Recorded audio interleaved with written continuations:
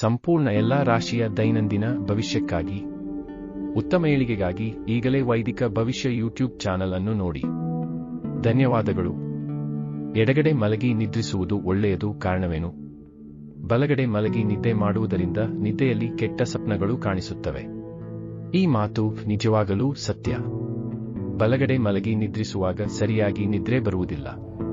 ಕೆಟ್ಟ ಸ್ವಪ್ನಗಳು ಕನಸಿನಲ್ಲಿ ಬರುತ್ತವೆ. ಎಡಗಡೆ ತಿರುಗಿ ಮಲಗುವುದರಿಂದ ಸಂಪಾಗಿ ನಿದ್ದೆ ಬರುತ್ತದೆ. ಭಗವಂತನು ಎಡಗಡೆ ನಿದ್ದೆ ಮಾಡುವವರನ್ನು ಕೈ ಹಿಡಿಯುತ್ತಾನೆ, ನಿದ್ದೆಯಲ್ಲಿ ಜೊತೆಯಲ್ಲಿರುತ್ತಾನೆ. ವೈಜ್ಞಾನಿಕ ಕಾರಣಗಳೇನು? ನಮ್ಮ ದೇಹದ ಎಡಗಡೆ ಜಠರ ಇರುವುದರಿಂದ ರಾತ್ರಿ ಸೇವಿಸದ ಆಹಾರ ಜೀರ್ಣವಾಗಿರುತ್ತದೆ. ಎಡಗಡೆ ಮಲಗಿದಾಗ ಜಠರ ತನ್ನ ಕೆಲಸವನ್ನು ತಾನು ಮಾಡಲು ಅನುಕೂಲವಾಗುವುದು. ಹೀಗಾಗಿ ನಿದ್ರೆ ಸರಿಯಾಗಿ ಬರುವುದು. ಬಲಗಡೆ ಮಲಗುವುದರಿಂದ ಜೀರ್ಣಕ್ರಿಯೆಗೆ ಅಡಚಣೆ ಉಂಟಾಗುತ್ತದೆ. ಸಲ್ಲದ ಕನಸುಗಳು ಮೂಡಿ ರಾತ್ರಿ ನಿದ್ದೆಯನ್ನು ಹಾಳು ಮಾಡುತ್ತವೆ. ಗಮನಿಸಿ.